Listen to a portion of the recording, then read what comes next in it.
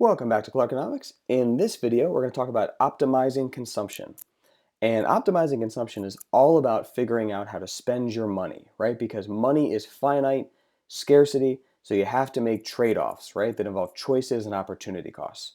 So when you're given a dollar, you have to think about what you're going to do with that dollar, and you would like to do the thing that's going to make you the happiest.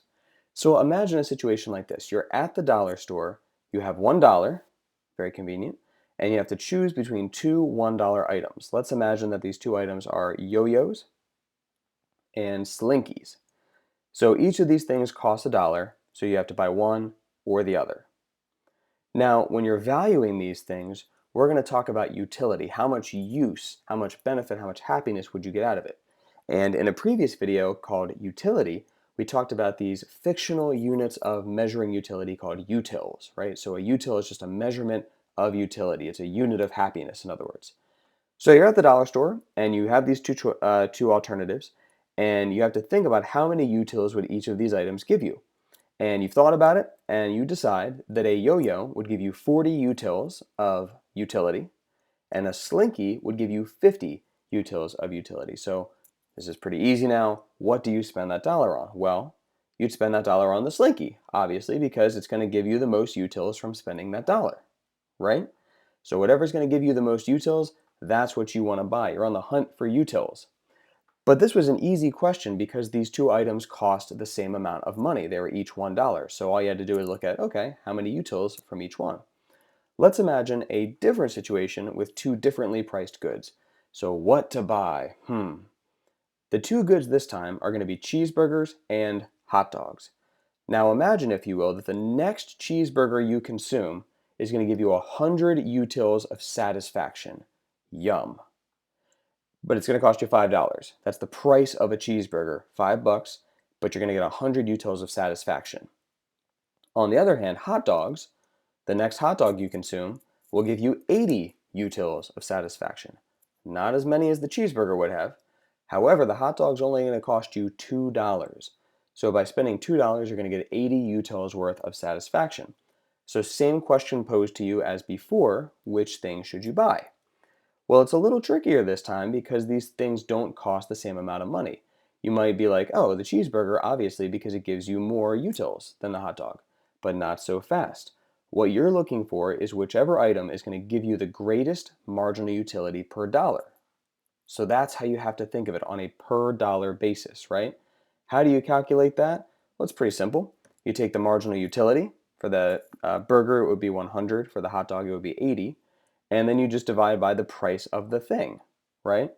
Because marginal MU is marginal utility, how much utility you're getting from the next one of this thing, whether it's a cheeseburger or a hot dog, and P means price, measured, since we're here in the United States, in dollars. So look at this information for just a second, see if you can figure out what you think is the best thing to spend your next dollar on and why. All right, so let's take a look. Which of those things should you buy? Well, you should buy the hot dog. So if you thought hot dog, you are correct. And the reason is it's going to give you a greater marginal utility per dollar. So let's look at that information in a table, right? This is from the last slide here. Marginal utility from the next cheeseburger, 100. Marginal utility from the next hot dog, 80. Price of the cheeseburger, 5. Price of the hot dog, 2. Awesome. So if you're figuring out MU over P for cheeseburgers, then you just take $100 divided by the price of a cheeseburger, which is 5. So a cheeseburger is going to give you 20 utils per dollar. So when you're looking at this slash right here, a good way to actually read this is per. So marginal utility per dollar. So the cheeseburger is going to give you 20 utils per dollar spent. Okay? How about the hot dog? That should be 80 utils divided by $2. That's going to give you 40 utils per dollar. So it's actually not even close, right?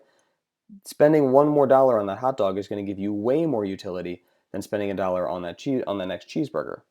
So that's how you make these decisions. You have to look at whatever's going to give you the greatest marginal utility per dollar. This is all about how to spend your next dollar. Now, there is a little bit of a catch though. These marginal values were the marginal values for just the next cheeseburger or the next hot dog.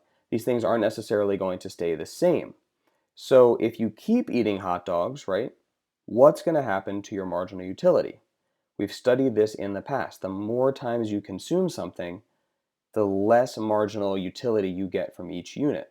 This is called diminishing marginal utility. So imagine if you keep eating hot dogs, the marginal utility of the one in the table might have been 80, but the marginal utility of the next hot dog might only be 60 or 50 or 40 or something like that, right? It's going to be less. And that's going to make marginal utility per dollar diminish as well. So this is going to set up the next slide called optimizing consumption. So the rule, if all of this sounds a little complicated and you're like, oh man, how do I decide what to buy? You want to always consume where the marginal utility per dollar is equal for both of the goods. That's called optimizing your consumption. So if you ever get an equal MU over P, that should send up some red flags saying, oh, that's my optimized point. So why? Well, if you think about it like this, if the MU over P is equal for both goods, you could spend $1 on this, you could spend $1 on that, and you would get the same number of utils no matter which of those options you decided on. So there's no better option or worse option in that case, right? You are optimizing because your consumption is as good as it can be. There's nothing you can do to make yourself better off than you already are. You are good. You are optimized. If this is not the case, it might be better to illustrate this by talking about what would be true if these two things were not equal. If they're out of balance, right? If one good gives you a greater marginal utility per dollar than another good, well, you should consume more of that thing, right? You get more utils per dollar, so go buy more of that.